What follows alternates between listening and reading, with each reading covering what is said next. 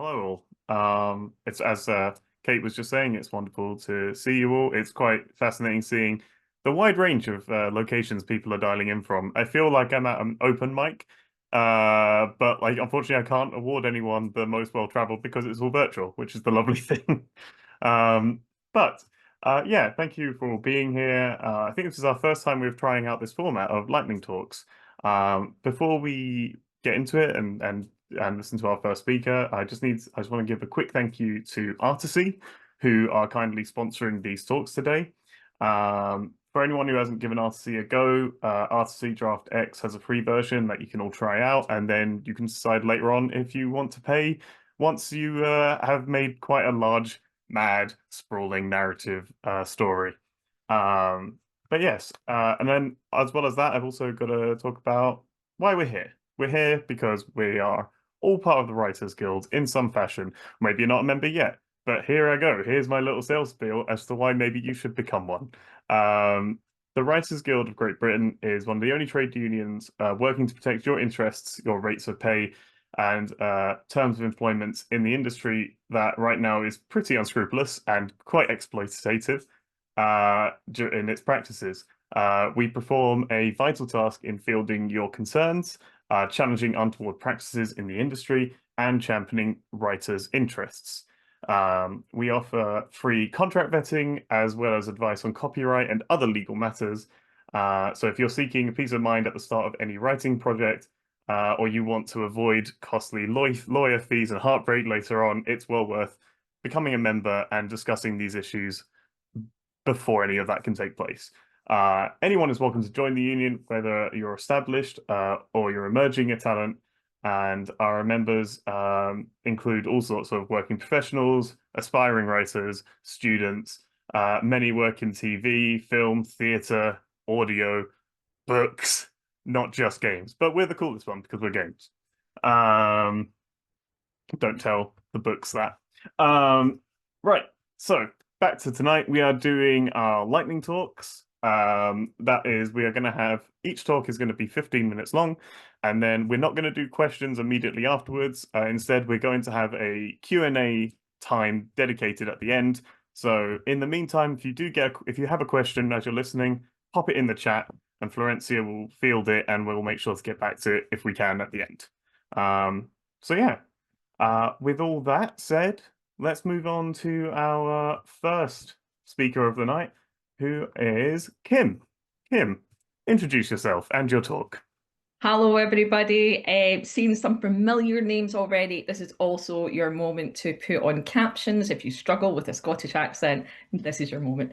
Hi, my name is Kim MacAskill. I am, God, I'm a bit of everything now. A narrative director, a creative director. I started as a writer in games about 3,000 years ago, closer to 10. But yeah, I've kind of gone through that journey of being a writer, then a narrative designer, and moving further and further into design, working across different departments, and eventually taking a more overseeing role, if you like, when it comes to creative direction of different types of video games. AAA story-led games to mobile games. So yeah, so my talk is going to be about quick fire ways to get your IP off the ground and making sure that your IP is going the way it should be. So please do feel free to tell me when I'm over speaking, Ben, if I've gone over my time. I do tend to blab, as other people here can tell you. Nice to see you all again. So first thing I always say, if you don't know what your IP is yet, or you might have an idea of what you want to do, I would first think about what type of player do you think would want to play this IP? And this is such a big question. And one place I always refer to is the Bartle theory. And there's a very long list of different types of players who have different types of motivations. Okay, you're going to have your killers, your competitive gamers, your cozy gamers, your explorative gamers, your strategic gamers, very different types of gamers. Okay, because different things are going to appeal to them. So that once you decide, okay, this is the type of gamer I feel like I want to make a game for, then this is where your IP can truly start. And your next step is going to be, okay, what are the themes of this IP that would be well suited to that gamer type. For example, if it's a killer competitive game, we get themes of things like justice, good and evil, something to really to challenge themselves with. These are the type of themes that would do very well in a game like that. We see this in first-person shooter games. Sometimes, especially with first-person shooter games with multiplayer, it doesn't need a ton of narrative, but still just enough to go, I'm the good guy, they're the bad guys, and that's all they need to know. So kickstart it with that, but do think about the themes behind it. We see this with military games, we see this with more fictional games like Apex Legends and so on, but ultimately it is about that I'm the good guy, they're the bad guys, them versus us. Very important themes for that type of player. Whereas other types of players, you'll get cozy gamers, you'll get explorative gamers, people who like to kick boxes and see what's in them. Now, these type of gamers, I find to really enjoy themes that are more about escapism. So this is about whole new worlds that they didn't know existed, and suddenly the main character is shipped off to magical new places. That can appeal to different types of cozy and explorative gamers and story gamers too, because it takes them out of reality. It takes them somewhere else where there could be magic, there could be sci-fi, but whatever it is, it's a whole new world that they can escape into. And thematically, you can lace all sorts into that. Now, it will be different for different people and different player types. But on top of that, what I kind of have to say is there's no A to B in how to create an IP. You will come across games, particularly in mobile, where the gameplay is actually being done and you are now retrofitting an IP into that as well. So that can sometimes give you some constraints. Other times it really is a blank canvas, which I find to be quite scary, but hopefully some of these pointers will help. So once you've decided the player type that you're going for, the themes of the story that you think might suit that type of player, your next stage is going to be your characters and your world. So for characters, and people who have done my course before will have heard me say this before, but characters can be very complex. They're almost an extension of that theme. You choose a character that makes sense for that world, whatever conflict there is, that character has to be the character that we need to see going against that conflict, and there has to be sense behind it. Now, to kickstart your characters, what you want to do for your playable character, you want to give them two things: what they think they need, and then what they actually need, because very rarely those two things are the same thing. And this is the point of the journey. If it is a story-led game, they're going to figure out what they really need, as opposed to where they started. We've seen this in God of War, we've seen this in The Last of Us. For story-led games, what the person thinks they need at the beginning is not what they get at the end. Like Joel, for example, from The Last of Us, he just wants to be left alone. He doesn't want to be responsible for anyone else. Actually, by the end of that, he realizes the true value of having someone to care for again. That's a story of a father's grief, who's been in hiding for a long time. God of War, quite similar. So you want to think about the characters. Why this character? And how are you going to lace them into that theme? What is it about their personal conflict that's going to suit this world? Did the world create it? And this is where we start looking at the themes in the world as well. What kind of places are they going to go to? And what happened to these places? Because with locations on a map, you can just make them up, or you can make them thematically relevant. People with different opinions about what the central conflict is, whether it's a bad guy, whether it's, a kind of government corruption, whether it's aliens invading. Different places will normally have different opinions about that invasion, and you will come across areas where everyone is very affluent. Maybe an area has been totally repurposed, but it's all storytelling and it's all relevant to that IP creation. These things are not chosen randomly. These things are chosen because they are thematically relevant to what you're making, and also interesting for that type of player that you're trying to market this to.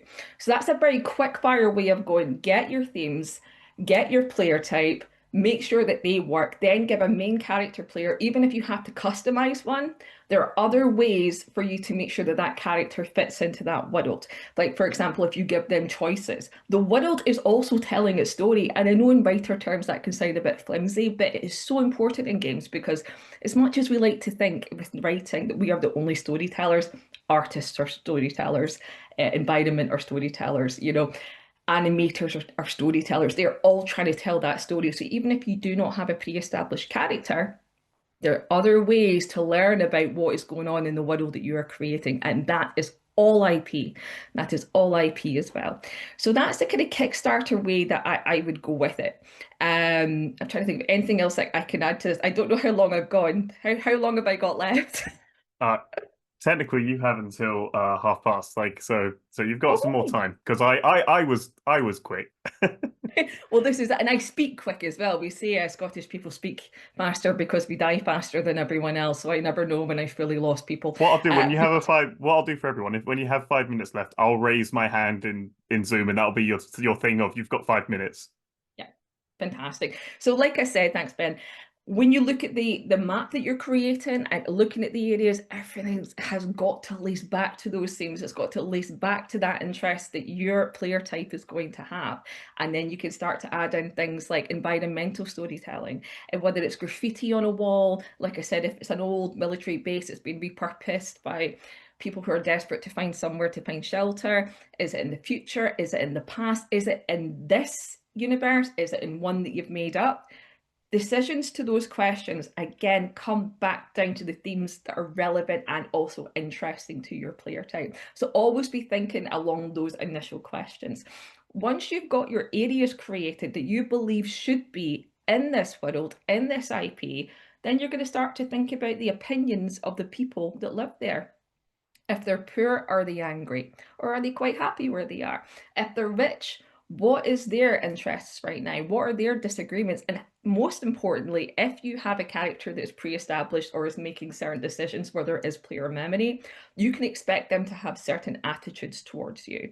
And sometimes these attitudes grow after, say, for example, they're quite frosty with you, but you do them a favour, it benefits the village, and way they suddenly like you again. Sometimes we do have character to character tension so that it's something to overcome. That in itself feels like progression as well. And this does lead me to what progression looks like when you're building an IP. And this is slightly further down the line. But once you've got your themes, your characters, and your world, and you kind of think, well, how can my character navigate themselves in a way that the player feels like they are progressing? And this takes me back to the player type.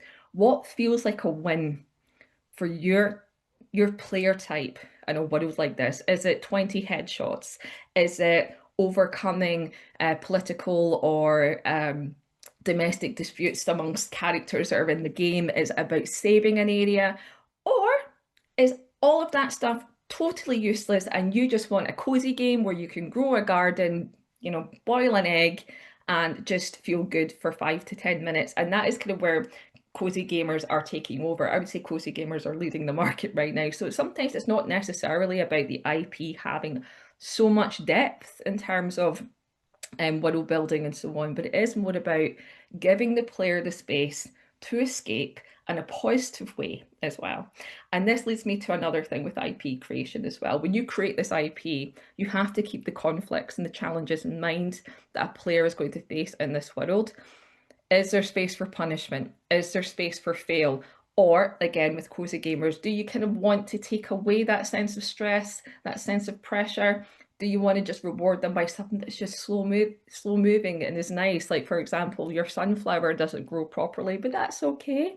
All the other characters are still going to be nice to you, and they're going to be supportive, and they're going to tell you that you're capable and everything's all right. It does all tie back to that core player type. And what you think that they are going to appreciate and find engaging. Storytelling is just a really useful tool to do that. And we find that time and time again, whether it is a very good politician in real life, putting a narrative frame on something, it can be very engaging, but it can also be very provocative.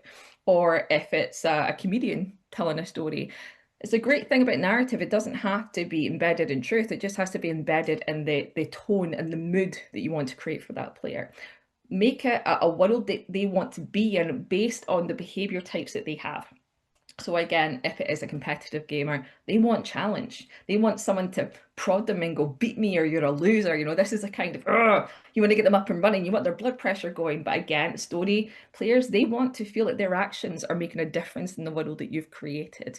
And that is their motivation. And with cozy gamers, again, it's about not jabbing them, not punishing them, but giving the reward of going, when they do get something, that's a massive accomplishment. And believe it or not, one of the places I see this the most is not even a game, it is Duolingo. That is probably one of the biggest. Meant to be a cozy thing is not cozy, and I think this is where it's a little bit all over the place. Then after that, once you've got that IP, once you think you've got your themes, your characters, your world, what happens in these world, what the opinions of different places on that map are, then you're going to go, okay, what is my character's end goal? Is there an end goal?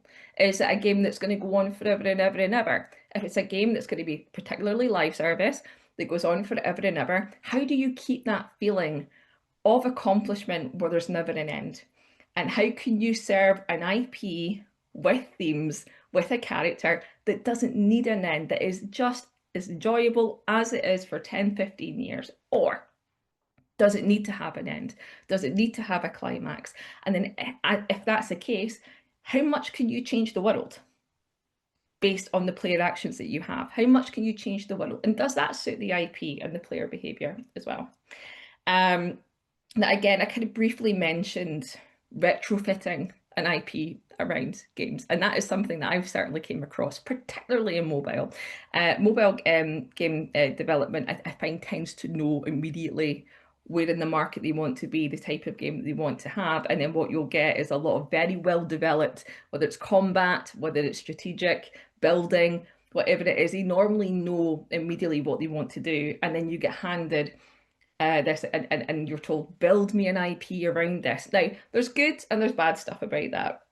Because if you don't have a blank canvas and you already have a prototype that's already there and you have to create an IP around that, the good news is the whole who's it for and what's it about, that's already been done for you. And the best that you can do is just try and take what they have and raise it with a story that seems so good for the IP that it's almost like a marriage and it blends into it so it doesn't seem like it's been slapped on at the end. Because really what you want, and this is the challenge when you come across this, is if you have a game that has the mechanics in place already, but you're coming in with an IP, you want to give the impression that that the narrative and the gameplay was made simultaneously, and that can be a little bit tricky. And this is where QA and playtesting will be your best friend at this stage, because you want to get a sense as to whether or not your IP is working for that particular player type and those particular mechanics. That's a whole other way of going about it. But again, this comes back to what I was saying previously, which is there's no right way to start an IP. You might have a world in place but no characters. You might have a character in place but no world. You might have not thought about your player type. Your goal might have more than one player type as well. And this is certainly something that we see with the bigger AAA games like Red Dead Redemption and so on, where you can do everything all at once. You can go down that competitive route, or you can go fishing. You know, it's all there, and this is where, you know, you got a lot of different designers who are trying to cater for different player types. And in that case, the most important thing is the world, because the world is like this big bowl where everything is being served to different people, and people can kind of pick and choose what they want, but the world is what's reacting to it. So if you burn down a village, you're going to see that later on in the game. You know, that's going to be a reminder of the behavior that you did as well. Next thing that you're going to do is you're going to be thinking about the voice, but I call it voice prints. Voice directors call them prints, but I call it voice print as well. And that's when you start to really break down your character bios, because this is when, whether it's an NPC or so on, you're going to go, why this character? Why this character in this world with this challenge? Why am I going to come across them? And yes, it's easy to say, but well, because they've got the magic sword that I need. But really, you want to add more to that. Like I said, their wants, their needs are also important. And this is something that we see across media as well. Because when you start to explore that, you will have different NPCs who are going to give different perspectives about the challenge that they have. So that's where you get the voice print. And sometimes this is where, if you are going to be sharing it with a multitude of writers, voice print's important, because this is where you can go, this character will always speak like this, and they will never speak like this. They will never be cruel. They will never be jovial. They will never be grand in the way that they speak. This can be really useful when you're starting an IP, because even in that, there's storytelling. Why is that person speaking like that? Why are they rude? Why are they cold? Why are they kind? Are they smart? Are they stupid? Why?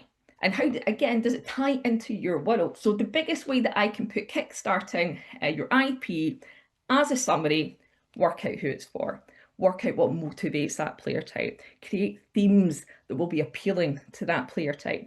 Then start thinking about your main character, their needs, their wants, if you need that.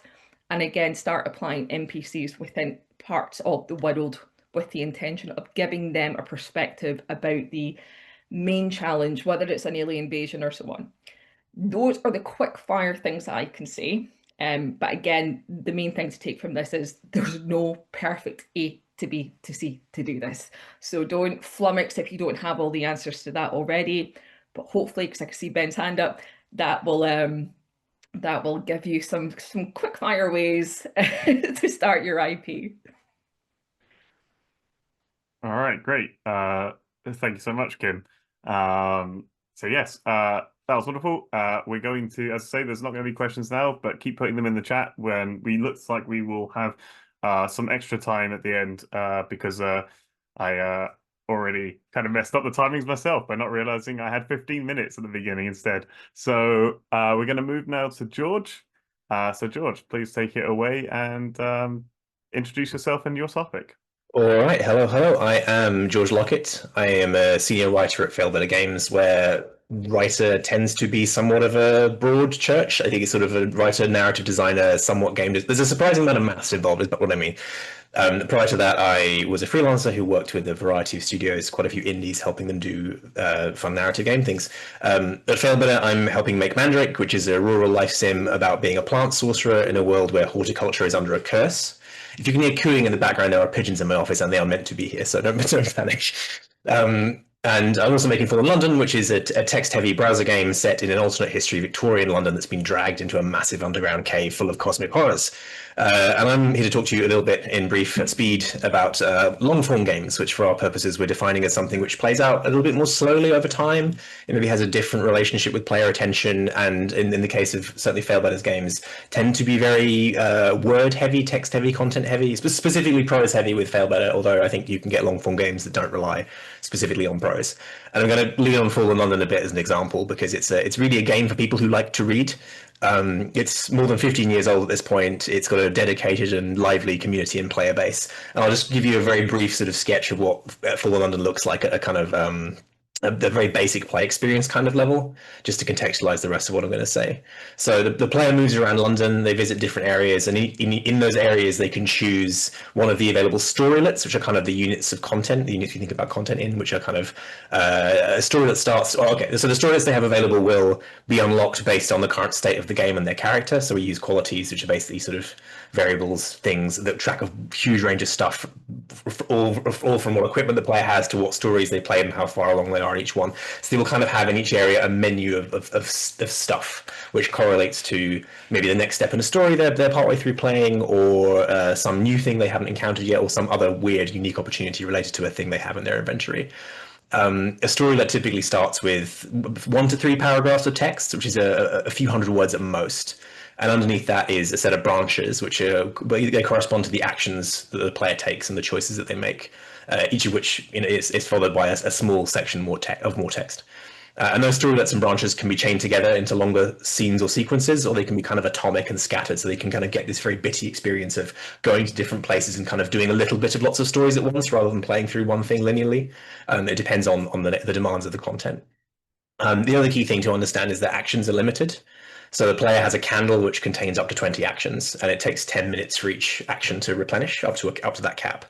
And it would be, that means theoretically, I think a player could do approximately, if they don't sleep, which we do encourage that they sleep, that would be a sort of about 140 actions a day if they're using everything. And it's clearly not achievable for us to create a game where we're giving them 140 unique things to do every day. That's absurd. So part of that is structural design, is that there's a lot of stuff which is repeatable loops. So there'll be little activity wheels, little carousels as we call them, where they might be interrogating the dockers, trying to get rumors about what's going on with this latest crime, or they might be learning the secrets of these buried men in the clay, buried men made of clay in the walls under one part of London. And these have, as well as they contain text, and the first time you play them, that will be unique and interesting. But a lot of those are set up to be replayed multiple times, and part of that is a writing trick in not making the text too distinctive, because that would be sort of weirder, or using small bits of variable text in some ways so they can sort of shuffle through a bunch of different permutations or a bunch of different names. So short evocative snippets that then get cycled through. So yeah, in theory, they'll at some point they will have seen everything, but for the first bunch of times they play this, it will feel fresh and new. But also they have mechanical resource-based outputs, which then is what goes to be the fuel to unlock other stories. So a lot of the progression is built around, as well as playing the stories, is getting stuff, and that stuff is variously complex and abstract, and then finding kind of the right inputs to other stories. So what that translates to in terms, we tend to think about, what kind of how many actions does a thing take to do? Because clearly, if as a baseline, if a bit of story content takes more than 20 actions to play through, a typical player, unless they're a subscriber, are not going to get through that in one session, and that immediately starts to degrade the experience of quite intense story moments. Like on the one level, it's nice because it's like sometimes it's like, okay, I really want to read the next bit of text, but that's not a fun experience if repeatedly over time they're continually having to wait. The minimally fun experience would be a really fun, unique bit of story where you're reading a couple of paragraphs every 10 minutes. So we try to design things around that where you'll get a satisfying chunk each time. But I'll kind of talk a bit more about that in a moment. Sometimes, though, those play sessions can be quite short. If they've kind of mentally pre-allocated their actions, they're doing one particular thing to progress the next story. They might go in quite quickly and gather a bunch of resources to kind of advance it. So yeah, we tend to think of those kind of branch and action counts. So I've kind of got a few like high level sort of thoughts on what it is, some of the considerations for writing for this kind of game. The first of which is respect your audience. I think like people for London specifically, people are very used to discovering new words, new concepts, very straight. We love borrowing things from real history that are super weird, or making stuff up that's super weird, or even just using unusual vocabulary. And part of that is, so we're not necessarily concerned with choosing the plainest, most accessible form of language all the time. And part of that is like the faux Victoriana styling of the game. It's not really written it's not truly written in a Victorian style, but it's written something that has the plausible deniability that kind of evokes that feeling in the reader. And it also has the narrative voice is quite stylized and mannered, which is often a great source of either sort of obliqueness into cosmic horror, but also humor. It's really good fodder for that. And partly we just find it fun to write in this way that kind of does unexpected things. So if you're trusting your audience, you're really trusting that they're bought in and they're showing up for the weirdness. So it's good to expose them to things they don't know, even if they're going to have to look things up. But people actually seem to enjoy that. And you're exposing people to new things when you get bug tickets like complaining that the phrase "all manner of things shall be well" is grammatically incorrect, and you have to direct them to Julian of Norwich on that one. My second point is paradoxically the contrast of that, which is don't trust your audience. So if something is really important, don't assume that they've picked up on it just because they're reading. Like they are brought in, they might be reading a very content-heavy game, but if you're doing interesting things with prose, it can really get drowned out. Like the core details, core information, you've got to spell it out. You've got a very good thing. A very good way of ensuring understanding is to build some moment into a choice. If they're having to make a choice about it, even if that choice isn't leading to a huge amount of branching or reactivity, they're at least having to think about why they're choosing what they're choosing, which forces them to engage in a slightly more applied way with them. You could skim choices, but then that's very much like it puts a pause and point in there to get them to actually engage. Yeah, spell it out, make it a choice, say it again. Sometimes use meta text or other things that are much more direct to spell things out. Particularly, this is maybe a unique Fallen London thing, but sometimes we're very careful about spelling things out because people have had their characters and accounts for years in some cases. So while it's good to have unexpected consequences and permanent consequences, you want to be careful about putting people in a position where they feel that their save game or their character is permanently degraded in a way that they didn't expect. Completely different if they're brought in on something like that, but there's very much balancing that in the right kind of way. Which doesn't mean sanding off all the edges either. It just means being honest with yourself as developers and writers about what matters. You need to work, I think particularly if you have something that's a very high stylistic thing, you need to work extra hard to make sure that you're sufficiently informing your audience to suit your design intention. You shouldn't use the assumed literacy of your audience as an excuse not to do fundamental craft work, to like orient themselves in a scene, bring them along, kind of make sure they know what's happening, understand the characters. There can be all kinds of layers. There can be layers beyond that bare minimum that it's fine if they miss, or some detail or some deep mystery. But the basics, you need to make sure they can actually follow that at some fundamental level. So it's distinguishing between we can do weird and oblique things and that's okay, and risking slipping up on the basics of just good craft and getting them kind of involved. Your approach should still be good, right? That's the key thing. I think this is number 3. This is number 3, yes. Style is seasoning. So again, something that people think about a lot with Fallen London is the style. Like I say, it's very mannered. It's often very funny for that. It can come across as very fussy. It's like it's almost, but not quite, a parody of that kind of Victorian style. And it's very common when we see people trying to write in that style for the first time that they make it really fussy. To the extent it can be like full-on purple prose, which is not what it is. Like it's what people It makes people feel a certain way, and if you don't kind of break down how the actual paragraph to paragraph, sentence to sentence is structured, you might think that's all you have to do with it. And actually, what it is it's very judiciously deployed version of that style. So every sort of section of a few hundred words, a few paragraphs might have one or two sentences, phrases, words, flourishes. And that's what's doing all the work. And the rest of the prose can actually be very prosaic and functional and declarative. It still needs to be good, it still needs to be really solid, but it doesn't need to be like elevated, fussy. It can be quite sparse, and that's what makes it work. Because what sticks in people's minds is those big standouts, those jokes, those asides. But you just have to limit them, otherwise it's pretty overwhelming, and it becomes something you have to wade through rather than enjoying. And that extends beyond style. I think that's a point you could apply to world building or other aspects of story, where like a few well chosen moments or horrors or oddities or whatever, they're much more effective if you make them work, give them the space around them to make them stand out. That's much more effective than just throwing everything at the audience. And we kind of take that in the prose as well. We don't use that much direct speech. We will generally pick out per section a couple of snippets. A couple of snippets that reveal the most about character, and the rest we just use indirect speech to kind of narrate that way. My last sort of top line point is to remember that this is still a game, not a novel. Even if you have players who are enjoying reading or are bought in on kind of longer, content-heavy kind of game that they're experiencing in a different way, it still needs to feel rewarding. So other systems matter. Like Fallen London's economy is massive and incredibly baroque, comparable only to Fallen London's law, which is even more massive and even more baroque. But so you need other systems that support it. Thanks, Pigeons. Each bit of text needs to feel good to read as well. Like something needs to happen. Something needs to move the story along or reveal something about the character or the world or let the player do a cool thing. There's a bit of early game content where a bunch of sentient rats kind of launch a war on you and your house. They're just trying to take over your house. And this can lead to various sort of weird comedic moments. But a particular one is where you can orchestrate a game of cricket with the rats to actually share a moment with them. So just doing weird and enjoyable things can make bizarre content sort of even more interesting. As I gradually start to wrap up, keep it short. That's the other thing. Like, don't outstay the player's welcome, even if they're here for this purpose. Don't make one segment feel highly protracted without enough interactivity. People often say they want like a book of Fallen London style content, and they really don't. Like, it's designed to be read in little bites. It's not designed to be read for pages and pages at a time. It's like little, like perfectly formed macarons of prose. And you have one, and you go, "Oh, I could eat 1,000 of these." And if you tried eating 1,000 of them, it'd be way less pleasant than you think it would be. There's a whole other aside here about maybe working out big mysteries and drip feeding them through the longer form content in that kind of way, but that's a topic for another day, I think. So I'd say, yes, respect your audience, but don't trust them.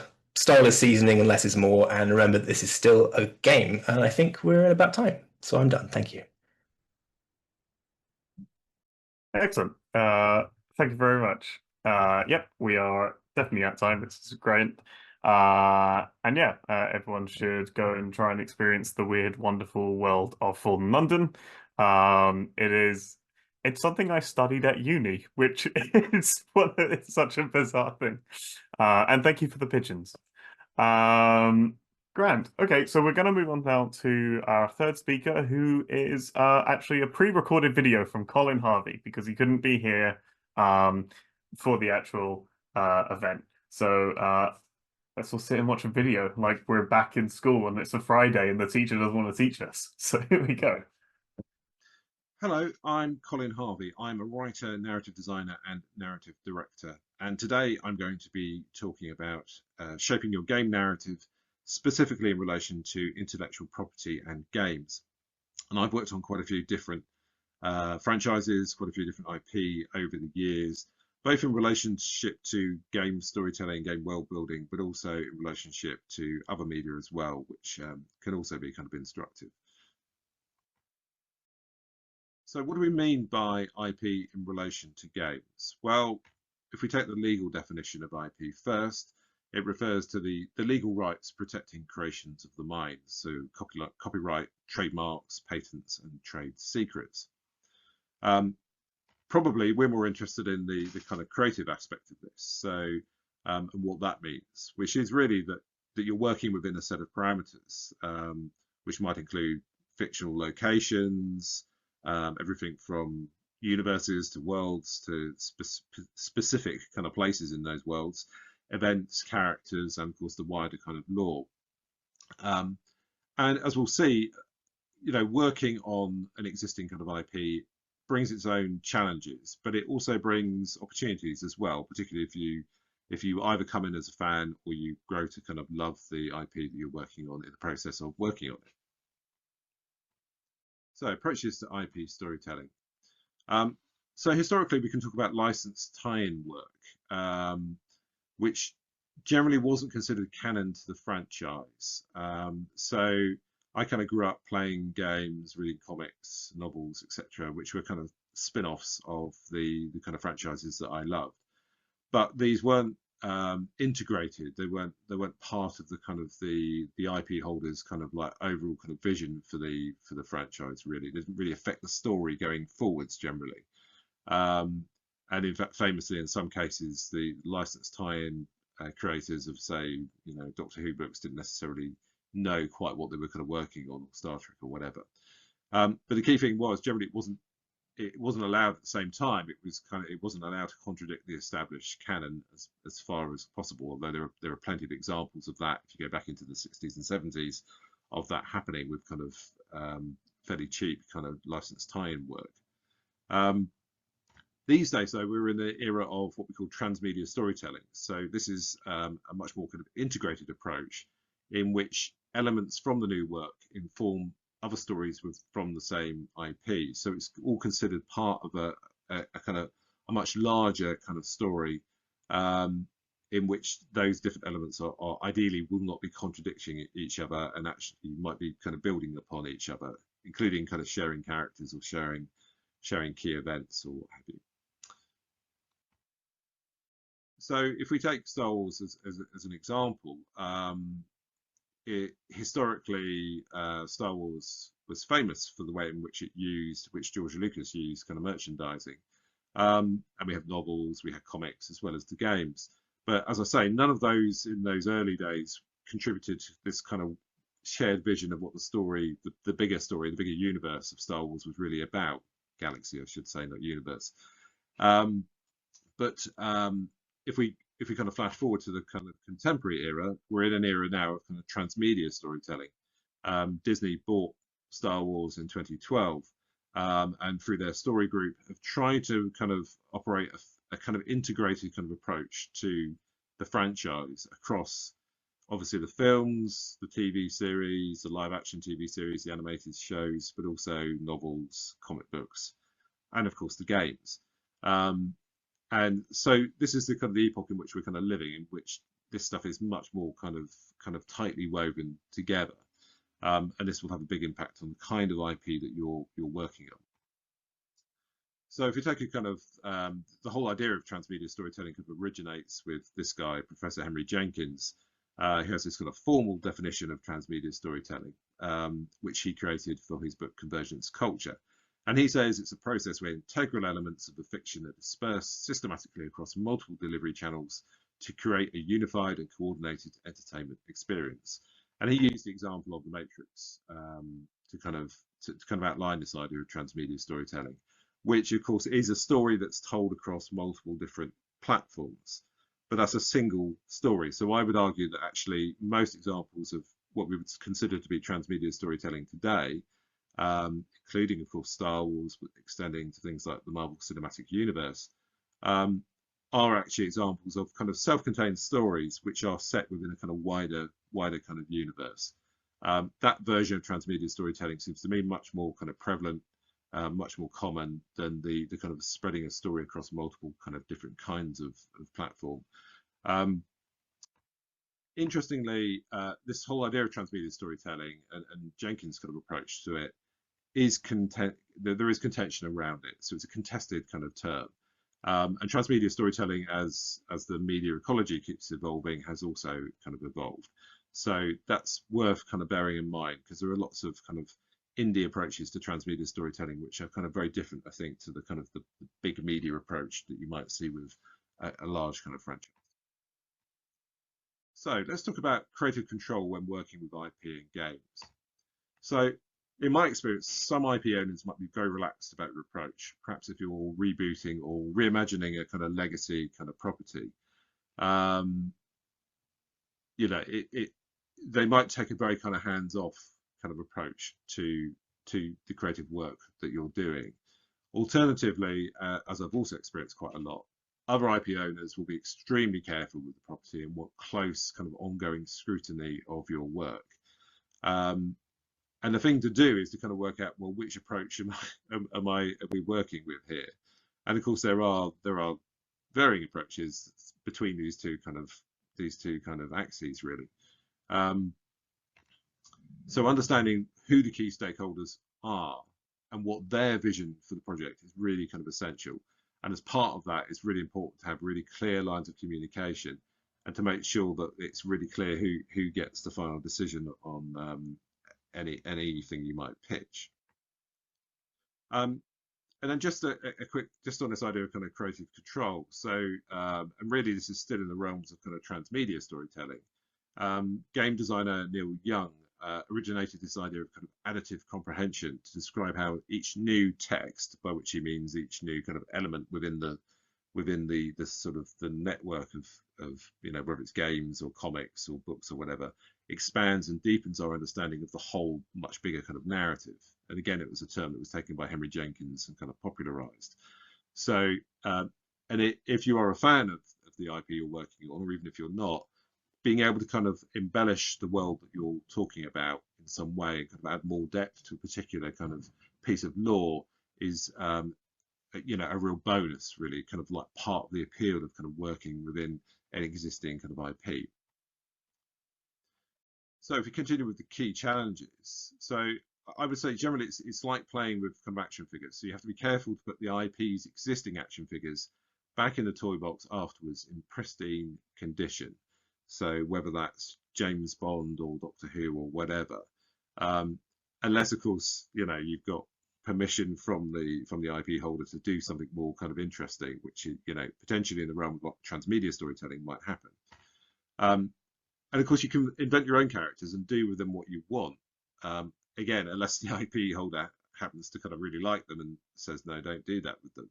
But generally, in my experience, it's been the case that the existing IP's kind of characters can act as catalysts for the character arcs of these characters that you've invented to kind of go on. So it's kind of, so that's I think a kind of interesting kind of way of thinking about it, really. So of course you get much more freedom, much more control with the characters that you've created yourself, or perhaps any other elements, characters though, or I guess the kind of obvious one. And then more key challenges. So being an existing fan of an IP can be a double-edged sword. Obviously, it gives you insight into the IP, but you might equally end up bogged down in kind of unnecessary details. But at the same time, actually, fan-made resources I found can be very useful to you as well. So, it can give you kind of details that actually the IP holder might not be kind of too clear on themselves, which is especially true when you've got a franchise that's existed for a long time. But it's also the case it gives you kind of an idea about what the fandom kind of thinks about this and what their kind of preferred kind of version of the IP would be. So they can be useful. And final points, it's important to make your game tonally consistent with the franchise. It's fairly kind of obvious. But how the tone operates in the IP is not always obvious. So it might be a structural thing. It might be that a particular kind of plot is not a good fit for this particular IP. And obviously establish what the core of the IP is. Why is it successful? How can you keep it consistent with the core without simply repeating what's gone before? Sometimes that's a good thing. So if you think about Indiana Jones or the Ghostbusters game, they might kind of replay elements almost absolutely kind of verbatim to what they were in a movie, or they might do a version of it which is enabling the player to kind of like enact a scene from the movie, which is slightly kind of different. But generally, you need to kind of like play into what the IP is about, but you want to kind of extend it as well. And sort of finding ways of doing that again is part of the challenge, the creative challenge of kind of working with IP. And then to make sure all of this happens, you need to research as thoroughly as possible, as well as the official materials. As I say, it's definitely worth looking at fan-produced material as well. And there you go. I hope that's useful to you for thinking about IP and games. We're going to move on to our next speaker now, which will be Will Aryitey. If you will take it away. Thank you very much, Ben. Hello, everyone. So today I'm going to talk about why players don't read tutorials. I'm going to give you a little bit of insight into a personal experience about tutorialization, and then kind of talk a bit more broadly about it. To give a little introduction to myself, I am a writer and narrative designer. I'm also the founder of a games company called Tenebrific. In the past, I've worked on educational games and a few indies you've probably never heard of. I'm also currently working on a little game called Comet for the little yellow device called the Playdate. So, in general, when I approach writing, I tend to start somewhere in the middle or in the end, no matter whether it's games writing, writing a book, writing a script. I start in the middle, maybe write a little bit at the end, write a little bit at the near the beginning, and then kind of dot around until the piece is finished. And the thing that I usually struggle with is the very, very start, the very beginning. And in games, that makes things even tougher because tutorialization is kind of like a pre-beginning, where with books and movies, you have a bit of an onboarding. In games, you need to kind of, the analogy is kind of teach someone how to read a book before you give them the book. And so what I like to think of tutorialization as is a little bit of real life onboarding. So if you've started a new job, say, before you actually get to the part where you're actually doing the work, you need to sit down and have all these meetings, meet all these people, go through all these PowerPoint slides, sign all these forms, read all these documents before you can actually do the job. And when I'm playing games, at the very least, I sometimes feel like I want to skip that part and just get to the fun. You're trying to tutorialization is essentially going from A to B, and gamers often feel like you're getting in the way of getting to the fun part. So to give a little bit of an example, there was a game I was working on, and it basically involves islands in the sky, and you have a glider and you fly between those islands in the sky. So there are two main components. There's the gliding, it's giving you a sense of open exploration, and then each of these islands where you solve puzzles. For me, I wanted to tutorialize the gliding a little bit because it didn't work quite as conventional as other games do, control-wise, and I wanted to really distinguish the gliding from flying, like in flying games. So to give a little overview, as you're gliding, whenever you glide, you lose speed. You nosedive to gain speed, and as you nose up, you lose speed.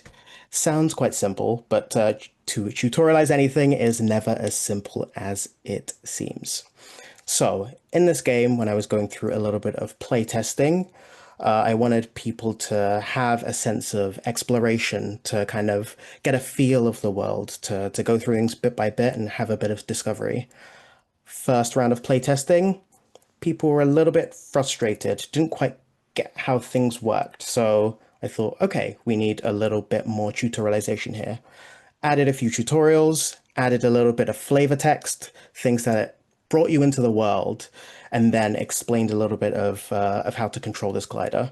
And then I found people still being a little bit frustrated. So then I went back to the drawing board and thought, okay, maybe I need to make this tutorial a little more front and center. And so I went back, the tutorial big bold over the screen whenever you get into the glider, sent it off for playtesting, came back, and I was seeing people go, I don't know how to use the glider. Mind you, these aren't just general QA playtesters, these are game developers, fellow game developers as well. So it's not just people not paying attention, it's that part of people wanting to skip the quote unquote boring part and get to the fun. And so in a last-ditch effort, I finally put the tutorialization in big bold text across the center of the screen, pulsating at you, and it actually paused the gameplay until you followed the instructions. And I thought, that's it, got it. And I was watching some gameplay, and someone got to that part, clicked a button, so they did the tutorialization for half a second, and then they were like, I don't know what to do anymore. So clearly, there was some sort of barrier that needed to be crossed. So I took a step back and analyzed my approach. So my approach was always, I have to find a better way. The player is here, the game is here. I have to find a better way to connect the two. And it took me a little bit of time to realize that I needed to stop that approach of I'll find a better way and think more about stopping and looking at their behavior. As a writer, a game designer, you build a world and you want to invite people into it. You have this thing that's quite precious, and then you want to hand it over to someone and you want them to explore, to feel around the world. And I was feeling quite precious about this world I had built and how I wanted the player to be introduced to it. And I realized I needed to kind of let go of that and let them inform the narrative design. I think tutorials are a little bit of a middle ground interface between the designer and the player. And I mentioned a little bit earlier, I think it's in games, it's especially important because they work so different to how they do in other media. Let's take something like Game of Thrones, for example. I love the Game of Thrones books. They are very, very dense and they throw a lot at you. Or if you take a movie, if someone skips the first 10, 20 pages of Game of Thrones or misses the first 5, 10 minutes of a film, like people often do in the cinema, they can still get the rest of what's happening. But if you completely skip a tutorial, you lose a sense of fundamentals. And there are loads of ways to go around tutorialization. So, for example, in a game like Dark Souls, the objective of the game is to throw you into a world where everything is very hostile and you have to fight tooth and nail to survive. So they drop you into the world, they give you a couple of buttons, and before you know it, someone's hit you and you've died because a skeleton clubbed you across the head. That's kind of the point of the game. The tutorialization isn't just teaching the player how to play, it's showing the player how to play. In a game like Final Fantasy 13, let's say, where it gives you quite a lot to grapple with, and even hour 30 into the game, you're still getting little bits and pieces of tutorialization. So the method there is kind of teaching you bit by bit, and it's kind of an ever learning process, and that kind of folds into how the game progresses. Even in a game like QWOP or the recently released Baby Steps, where it kind of gives you what you need to know upfront. In Baby Steps, you hold the left trigger for your left foot, you hold the right trigger for your right foot. That's it. It doesn't tell you how to do it, it tells you what to do it. And essentially, the entire game and the gameplay in and of itself is the tutorialization. So in thinking about tutorialization in that context, I realized that the player doesn't have to like the tutorial necessarily. And they don't have to, the tutorial doesn't have to be this perfectly crafted world that I'm trying to introduce them to. They just have to understand it. Like with Baby Steps or QWOP, it's about the understanding. And that's when I realized that, I think from that point on, going forwards, I realized that to build a tutorial and to make it better, I have to stop thinking about it from a holistic narrative design and game design perspective. And I have to kind of take it the other way. So usually as a designer, you want to dictate what your world does and how it plays out. But here you kind of have to, with tutorialization, listen to your audience a little bit. Not necessarily to what they say, because that can often be a little bit misleading, but as to what they do. And I will hand back to Ben with that. Thanks. Thank you so much, Will. I think anyone who has made a game or done anything that involves instructing people on any mechanism in this room right now can sympathize with that watching a player play your game and not being able to interfere and just being like, no, you got to do this, no, like that. And yeah, it's a nightmare. So I can only sympathize with that.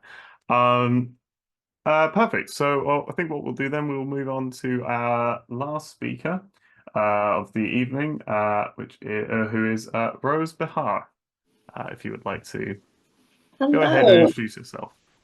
Yes, thank you so much. And Will, that was really, really interesting. I am Rose Behar. I'm a narrative designer at Scopely working on an unannounced AAA game. What I'm talking about today is more to do with mobile games, which is the focus I've had in the past. So the talk is writing absorbing stories for short attention spans. And I actually abridged this from a longer talk given at Narrascope with a partner, Shelby Moladina, but which I think is kind of appropriate for the topic of the chat. So with mobile games, you have a lot kind of ostensibly working against you in terms of keeping people's attentions. You have a sort of a lack of, you have the attention span. A lot of these games are very hyper casual.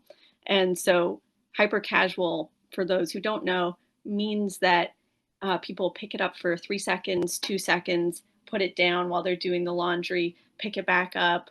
They may put it down for 3 months, and then they may pick it up again.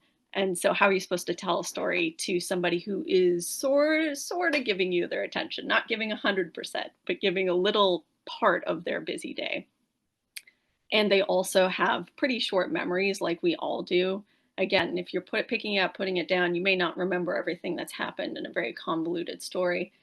And thirdly, they also have pretty low expectations, which is just sort of driven by the mobile landscape, which is a burn to myself because I've been in the mobile landscape for quite a long time. The expectations for a really good story are very, very low. And so a lot of players might be inclined to skip dialogue off the bat. So how do you work with all of this sort of stuff? I think you start out with a really, really good hook.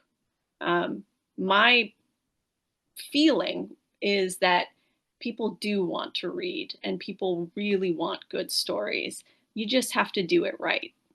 And so you may have seen an all-time great hook from Merge Mansion, What's Grandma Hiding? And you've seen this in, you know, all the ads and everything. It's a great hook. That's 3 little words and it's conveying so much. But you have to live up to the premise and, you know, okay, I'll say it. Merge Mansion does not live up to the premise whatsoever. After years and years, we don't know what grandma is hiding and we probably never will. And I don't think they have a great plan for resolving it, but it's a great hook.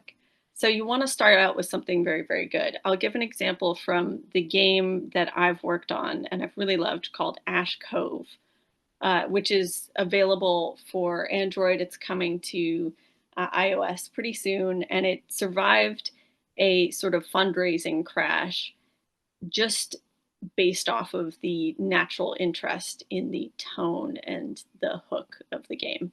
So we were pretty happy with it. Our hook is not as good as what is Grandma Hiding, but it's maybe got a little more depth to it. Private investigator Ivy gets drawn back into the strange, supernaturally charged small town she left as a child after her estranged sister goes missing. So she's got to find her sister in this supernaturally charged town. So we've got the hook, okay. And people like the hook, we're getting the downloads, great. Where do we go from there? What are the opportunities that are in these common pitfalls? So I think with the short attention spans that I've mentioned, the opportunity is writing actually gets better when distilled down to its core essence, like a fine whiskey. With short memories, the opportunity is accessibility. You know, what if we're planning for the most forgetful player, that's going to help us all because we're all a little bit forgetful. So refreshers done well are always welcome if you do it in a naturalistic way. Low expectations, the opportunity there is very obvious. When a genre is sort of underexplored from a narrative point of view, that means there's a lot of potential to make a genre-defining game, which is what everybody wants to do. But it's a great opportunity. If the quality isn't there yet, then you can show that the quality can be there. So here are a couple of just tips that I've learned from working on Ash Cove. And this is a lot to do with I'll explain actually what the segments look like. So you have gameplay, which in our case is merge 3. If you don't know what that is, it's a bit hard to explain, but basically you have this tile map and you're merging things together to get other things. And then in between the gameplay, you have these segments of dialogue. So basically think of them as scenes, especially if you're from a screenwriting background. So you play the game in order to sort of unlock these scenes. The scenes are part of what is valuable about this experience. And so hopefully the players are playing in order to get the story.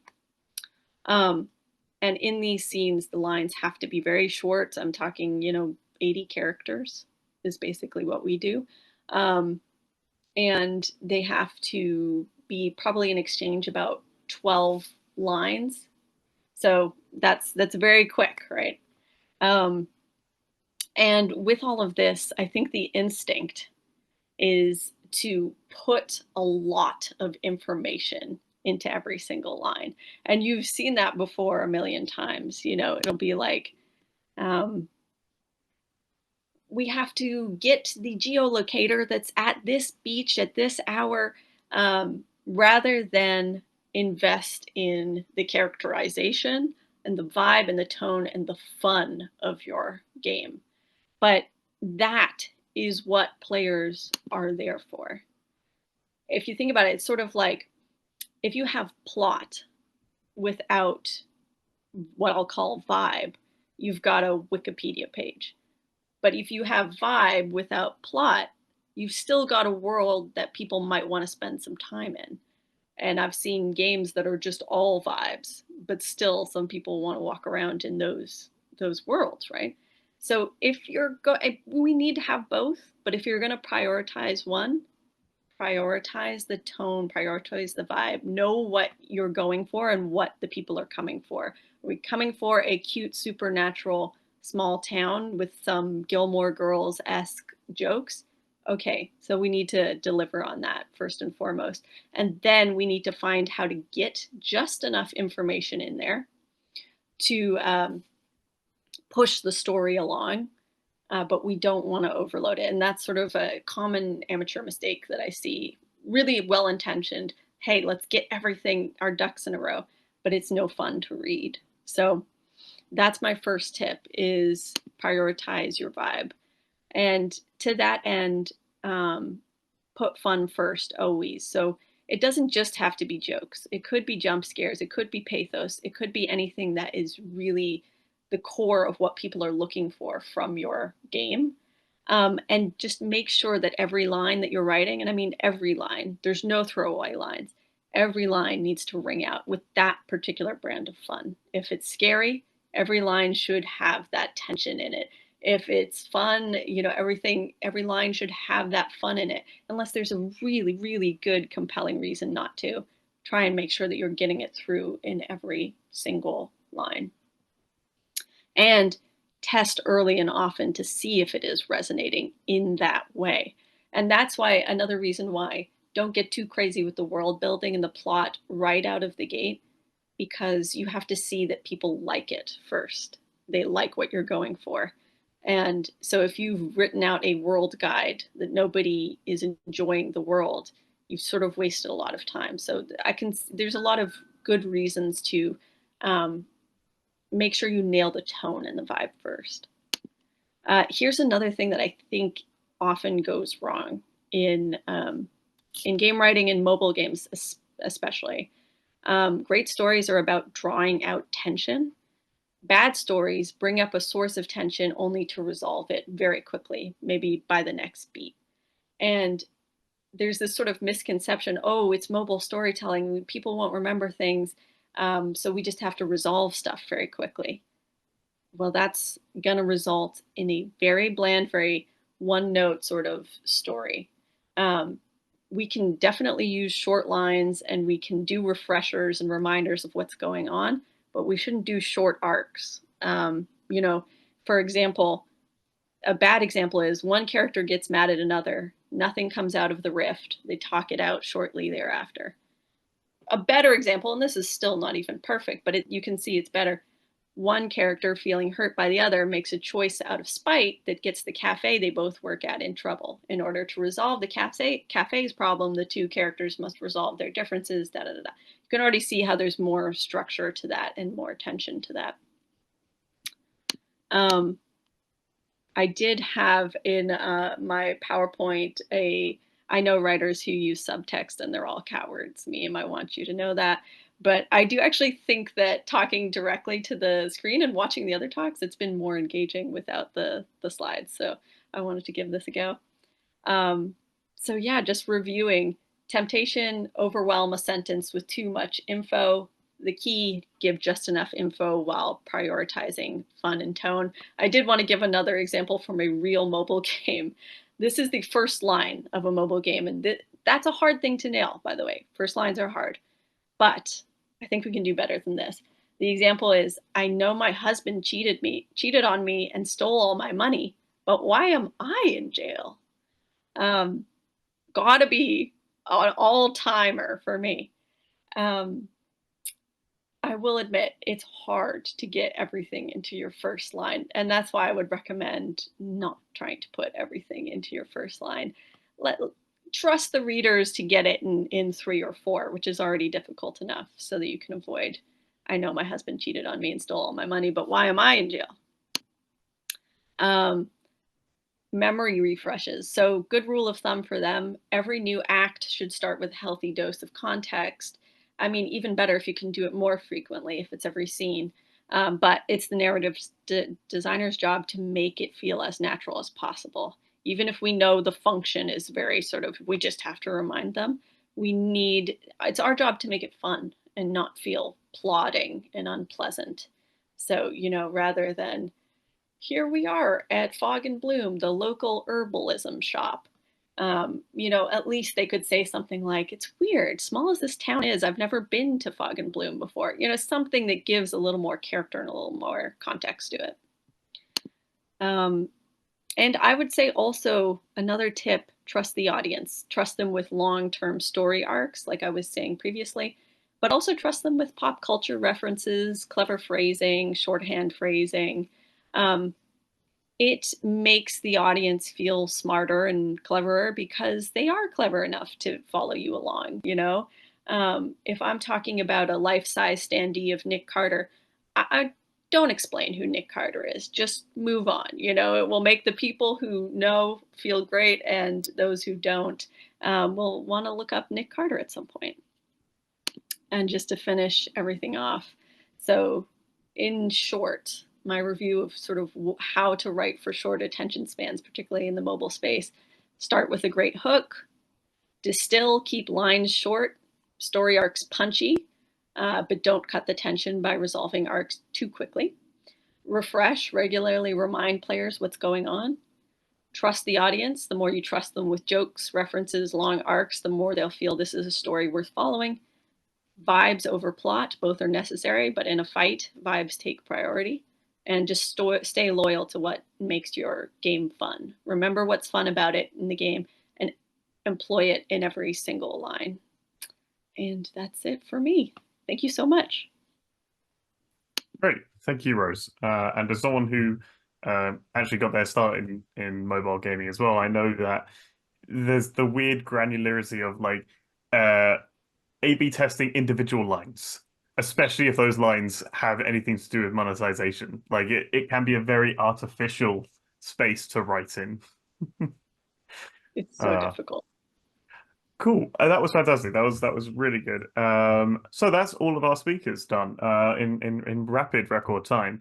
I think what we're going to do now is Florencia has been collecting the various questions that have come in. What I'm going to do, seeing as we do have time left over, I think even if they're addressed to an individual, if any of our other speakers wish to jump in and give their opinion or give their answer themselves as well, speakers, feel free to do that. And yeah, as I say, if you have questions that come up in the meantime, just type them in the chat as we go. So yeah, Florencia, over to you. Yeah. I tried to keep track of these. I can't actually copy paste the text, so apologies if I missed a question. Feel free to type it back in and we'll get to it.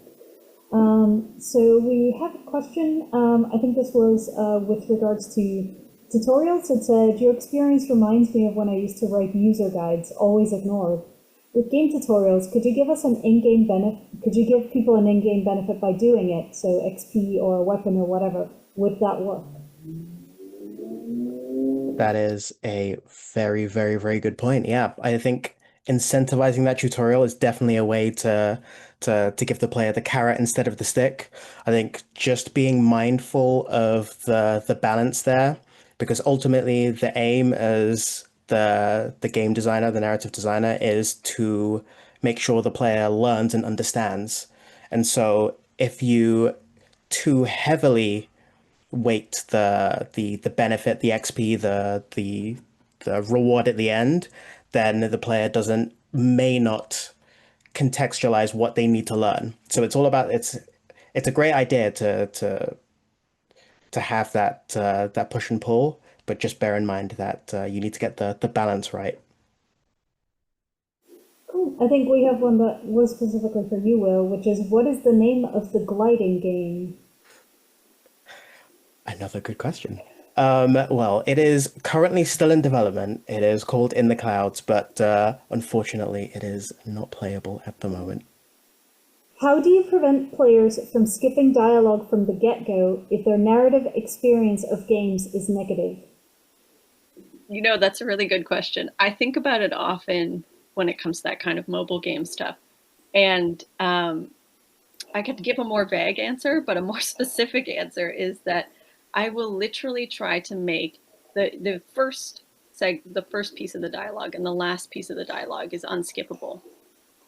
I will literally try to make the scene understandable just from those two pieces of information, because some people you're really trying to win over, and there's no sense being fussy about that. It's just not their preference, so they think. And so you're trying to win them over however you can with even little snippets of unskippable dialogue. Yeah, just to add to this as well, I mean, depending on the game that you're playing, there's two different things that you can do to possibly prevent this from happening.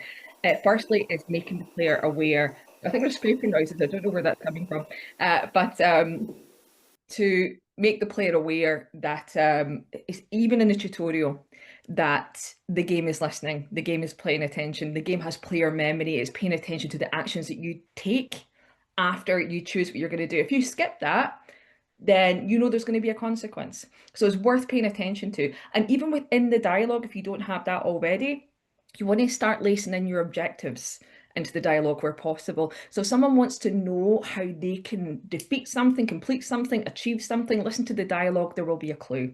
If you can start lacing in these little tidbits in there, people are more likely to pay attention, because, and it's something that you'll notice more and more as you start to write games, is when dialogue is just flavour. It's just a bit of fluff. It's just, oh, thank you, wise hero, for coming to save it. Yeah, okay, skip that, fair enough. But if they say, oh, thank you, wise hero, for coming to save you. By the way, that guy tried to kill you earlier and failed. You're going to want to know that, because you might encounter him again.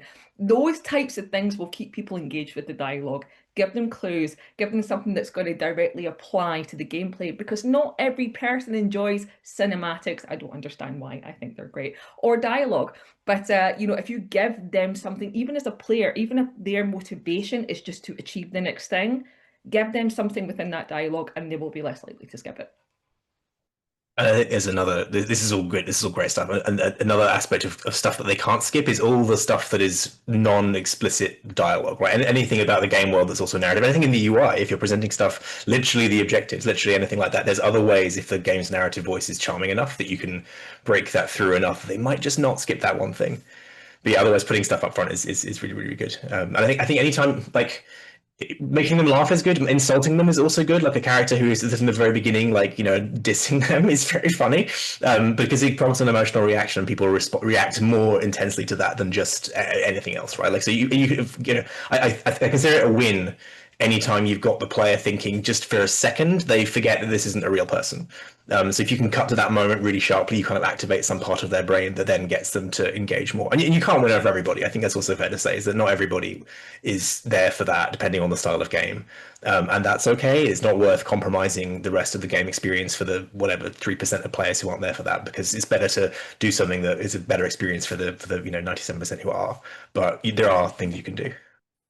Yeah, I'll just to add to that, I'll say that I think as a medium, writing in this medium, you have to be comfortable knowing that there's going to be a portion of players who just aren't going to care. You can write the most beautiful words, you can have the best story, the nicest plot, whatever, the most thrilling twist. Some players just don't care. They just want to have a big gun. They want to blow someone's face off, or they want to open a cafe, but don't for some reason care about any of the context around that lovely little cafe. They just want to do the factory side of it, right? And fundamentally, I think one thing that helped me kind of get that mindset, like early in my career, was another narrative designer said to me, she said, if the game's not fun, no one's going to be reading your words.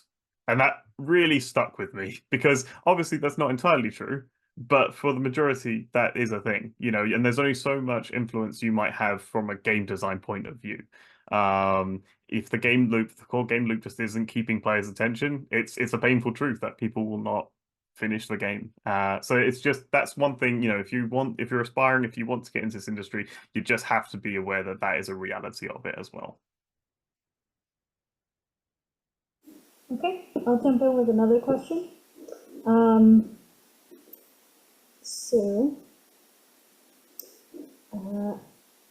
don't know how to pronounce this. At Chichester Uni, we teach a narrative-only games writing strand with no coding. For a 10 to 12 beginner module, which single focus best prepares juniors for hire, starting from the player fantasy, who the player gets to be, the shape of choices and consequences, or the world and lore? And linked to that, which single portfolio piece carries the most weight? A choice-based dialogue scene, a short quest outline with clear steps and possible fail points, or a pack of short in-game lines written to a brief? I know that question is long. It is Fleur's question on the chat, if you want to have a look. Yeah, I'll start this one off because I think people are going to have different opinions on this, to be honest, so I'll just throw mine out there. When it comes to portfolio pieces and different things that you can do, yes, you can give me a scene with branch dialogue. That's really, really cool. You can give me a twine document as well, because it's reused, it shows me your branching. If you really want to impress me, though, for me, it's always better if I see how you put these scenes in a spreadsheet, because in these spreadsheets, you get to think about how does this impact other departments, audio, art, animation. It shows me that you are thinking about how your narrative, how your scenes, how everything that you're doing, that you're designing, who needs to know about what you're doing and why. And this could be useful for literally pretty much every department, from QA to art to audio, as I just said. Having that spreadsheet, character, text ID if you need one. I use this a lot with mobile games. Character name, dialogue, then is it in the game? What do we need to know about audio? What do the animators need to know? Is it already in the game? Does it need re-recorded? Are there notes from any other departments that want to come back to this? With a spreadsheet, there's more human error, but it shows me, again, that you're not holding yourself to just a screenwriting software or just a twine kind of branched thing. It shows me that you're thinking about the game development in the wider context, and that is where narrative design really comes into it, I think. But that's just my take. I dare say other people will tell you that they do not agree with me, and that's fine. I'll just cover my ears. I think the question asks, like, what single focus? And I don't think there is a single focus. To what Kim said, I think different narrative designers and creative leads will have their own view on like what part works best. But throwing to what Kim said as well, I think showing that variety and the ability to work with other departments, other parts of game design, I think that's a really, really important skill. I think every person that's getting into games from a narrative perspective will have their own voice and how they like to tell stories. But the important thing is, how can you work with others in that way? I think being able to show that in your portfolio is super, super important. Yeah, I agree. I agree with Kim and Will. Like, it's I think one thing that has helped me with my portfolio is showing my work. So you can show your little segment of dialogue or whatever it is, but you do want to show the spreadsheet. You do want to show the behind the scenes. And I think not enough people know that. And then to Will's point as well, you can have all of your work up on your website. That is awesome. But when you apply to a job, every single time you apply, you will be tailoring it to that job specifically. So there's no one answer, unfortunately. I know that's like a really lame answer, but there really isn't. The one answer is that look at the job, what they are doing, and tailor your 3 samples. Usually it's about 3 to that. Yeah, I particularly agree with that last point as well. So when I've been sending out samples for things, I can have like one big sample book and I just delete everything that's not applicable and pick the few things. I think in terms, yeah, it definitely depends. Like it's really specific and there's no one answer to any of this. It will depend on the job and the person. I feel like I can get a reasonably good sense of how well someone can like turn a sentence just from pretty much anything. But something that shows, whether it's a spreadsheet, whether it's playable things are always really good in portfolios, or something that is represents a level of implementation, like something in ink or Twine, where you can see how people think about the kind of architecture of choices and stuff like that, is I think very revealing as to how someone thinks. So yeah, I think portfolio pieces that get at that are valuable, but it really does depend. Okay, I'll move on to another question. So on projects with hundreds of unique characters and locations, what are your preferred methods of keeping everything organized and making sure you don't accidentally repeat yourself or, horrifyingly, use the same name twice? Weirdly, one of my silly writer things that is completely useless is learning how to do regular expressions so I can do complicated searches for the entire game text. It is surprisingly useful for referencing things. Yeah, I think in general, low documentation, like we've used stuff like Confluence, we've used all kinds of like wiki-like structures. For Fallen London, a game with a just enormous sprawling lore, like the documentation really is the game, but that is a game where, because everything is text, more or less, not everything is text, but because that type of content is rendered as text, we can search things, and that's usually a good way of ferreting stuff out. But it also does depend heavily on internal memory. We have people who know the game really, really well, and that makes a massive difference and is not necessarily a sustainable or scalable solution, but it works for us. Yeah, I think there's an answer here as well. As wikis do tend to just be the go-to, like an internal wiki that has lots of ability to be hyperlinked and easy to share because no one needs to download a program. Like there are programs specifically made for it that work well. I've used in the past a program called Obsidian, and that's a really good tool for this. And it's very easy to organize and with like its child pages, its parental pages, all that. Then some tools have their own sort of decent way of doing it as well. I'm going to say Artisy. I know I already gave them a plug, but I have used them on a project and they do have like internal documentation tools as well. As George was saying, it depends like scalability. It might not, if you're having a massive, let's say you're making a CRPG, right? You're going to want more of like a more robust kind of wiki thing. But for a smaller project, having a tool that has its own internal thing just keeps everything in one place and it can make it fairly easy. One of the hard parts of it, which isn't a tooling thing strictly, is separating out lore that is like background lore that was kind of created in the development process or sort of put together while concepting a bit of content or story, but isn't necessarily in the game, which is, that I think becomes one of the bigger maintenance burdens on wikis and stuff, is what's actually in the game, what is like declared and not necessarily changeable without some sort of structural tinkering, versus like what do we believe to be true about the world and the characters but actually isn't in the game yet and therefore is more malleable. And that can be I haven't yet found a good solution to presenting that information without just basically updating the wikis massively every time you put anything in the game. But that's another one where like you kind of whatever you use, it kind of has to coexist with some means of reading what's in the game that's accessible to writers, so you can check what's actually implemented. What did we actually call this thing as a fallback? Okay, on to the next question. When there's maybe a more limited narrative canvas, like a hyper-casual mobile game, how do you decide how elaborate or complex a story or character dynamic will be? That's an interesting question. I would say that's usually not the path into it that I take. My framework is for hyper casual mobile games, because they have no ending point, I often take inspiration from really long running shows like, Star Trek, The Next Generation or something like that. And those shows live and die on their characters. So I do think about the complexity of the character, and anything can come from that, but you kind of have to be adaptable and flexible. Me personally, I don't really plan out the end game. Especially you can't really for something that has to potentially go on forever and ever.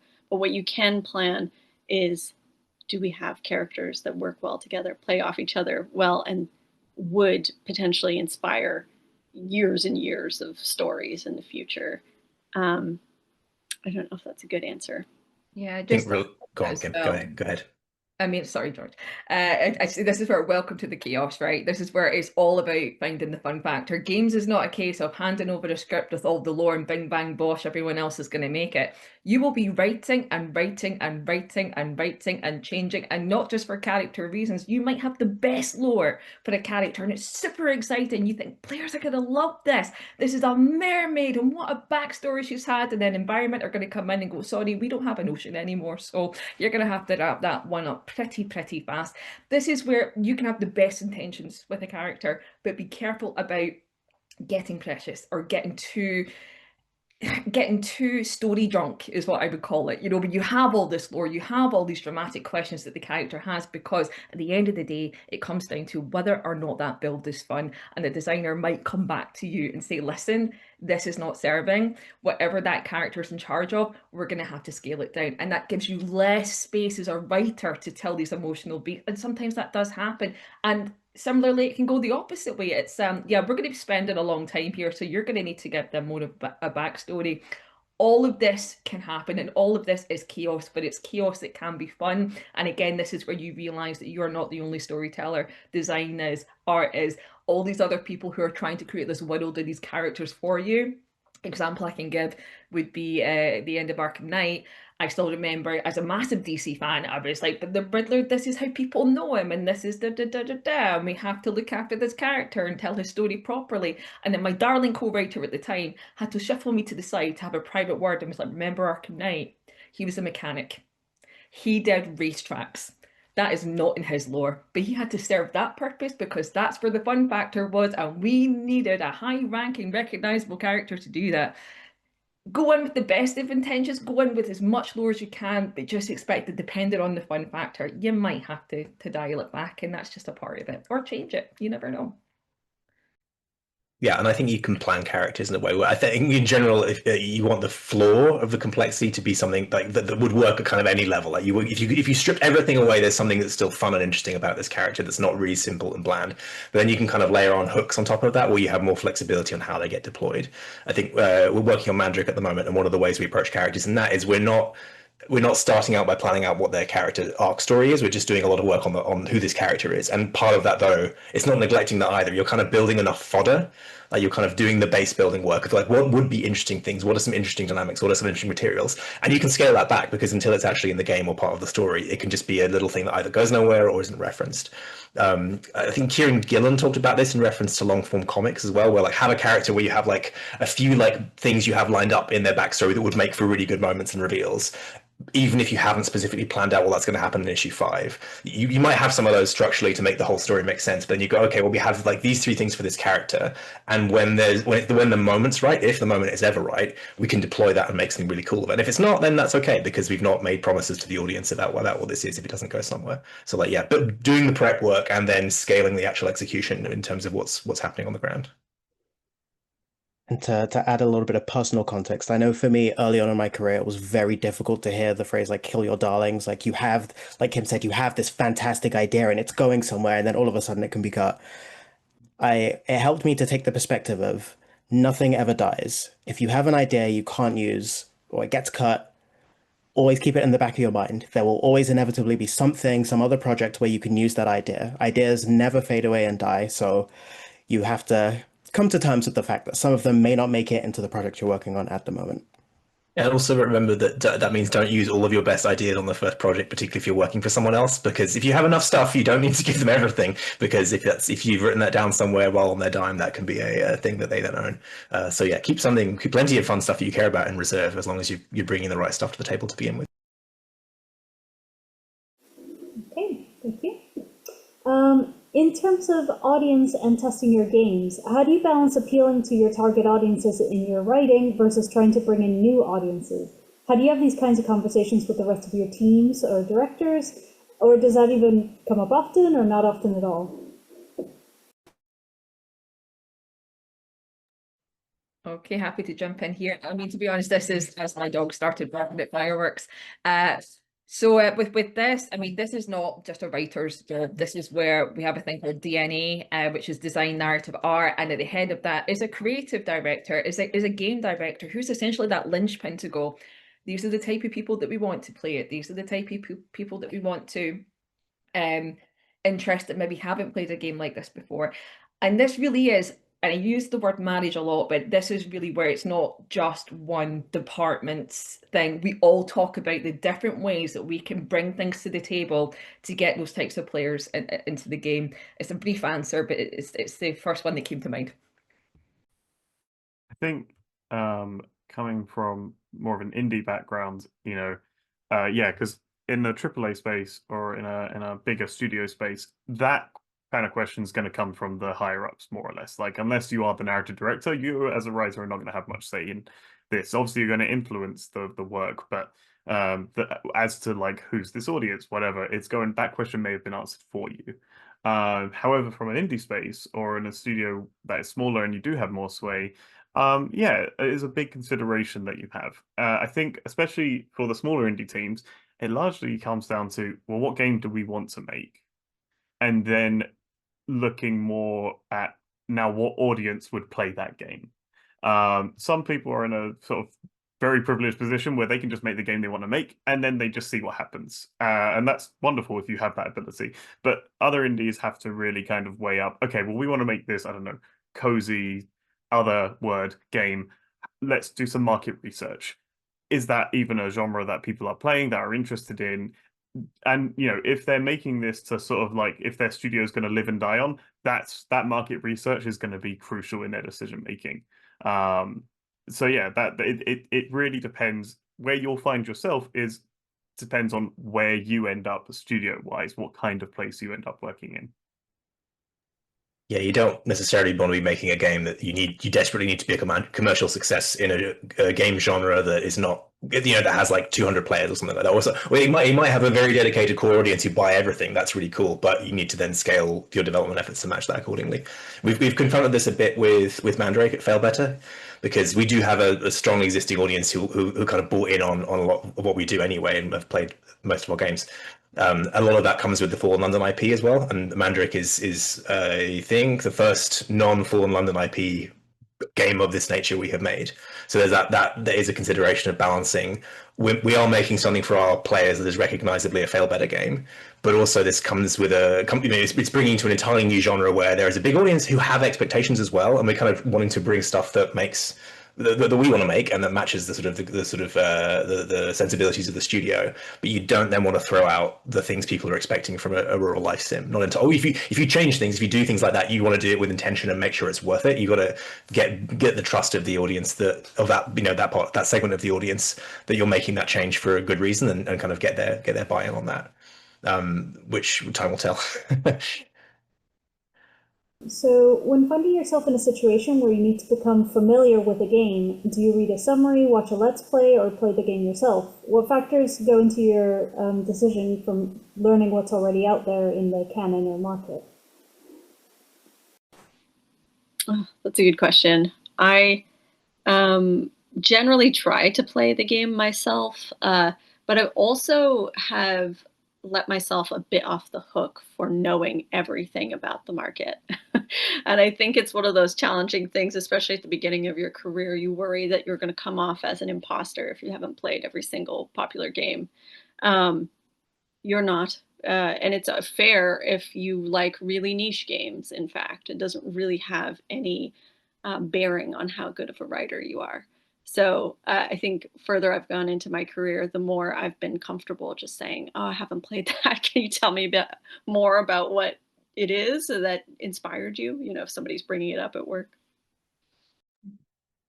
For sure. And just to jump in on that as well, I mean, this is where I'm kind of throwing myself under the bus here because I'm admitting that I don't like playing tutorials and so on, or looking or reading pre-text. I have to be honest, and I could say it's down to my ADHD. It's probably because I'm lazy. But here's the thing, and this is what I would say.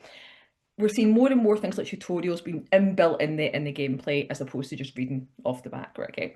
If I'm playing a new game and I haven't picked up the mechanics, the what to do's, the whatever, as a player, I have to then count on the high probability that there's more people like me. Now, don't get me wrong, where I fall flat is when I get stuck midway in a game and I will have to find a walkthrough on YouTube, and then I will realise that I have missed something that's probably very important. But that's on me. That's because I am impatient. I think we're definitely dealing with a kind of gamer market where people are less and less patient, especially with mobile games. You're talking about hyper casualty. You know, this people want to pick things up, they want to get up and go. We've got adults with you know, who still play video games. We didn't really have that as much 30 odd years ago, whereas now it's like, you know what, I've got 15 minutes, the kids are in bed, I want to know what this game is without having to read a ton of stuff. Just let me jump in and have fun. So if I can't pick up the mechanics and stuff quite quickly, then I do have to consider, is this the game's problem or is this me? And I think this is a constant questioning that I have when I'm playing a new game, because I don't read beforehand. I don't read stuff. I don't have time. That's just my completely honest answer. One of the most psychologically soothing things I've done is to relabel in Steam my to playlist as tasting flight. And the rule I set myself was like, if I play 3 hours of one of these games, that is what I will get what I needed to out of it. And if I keep playing, great. If I fall off for any reason and I find myself going, I should go back to that, I don't need to. Like it's even if I'm enjoying the trap is when you're enjoying a game and you keep meaning to go back to it. I have this with books as well, where it's not the bad ones, other things where I don't enjoy it, that it's a problem. They're very easy to stop. It's the ones where I'm like, oh, I'm enjoying this and I should finish it and go back and play the other 57 hours of the game. But that's just a psychological trap, because it's okay to have got less than the sort of full time out of it. And you can, particularly if you're trying to familiarize yourself with lots of stuff, there are games I'll pick out and I'll play the whole thing because I'm either really enjoying it or it's exactly my thing. But you can learn a lot from a much shorter period of time, and then release yourself from the obligation to play more.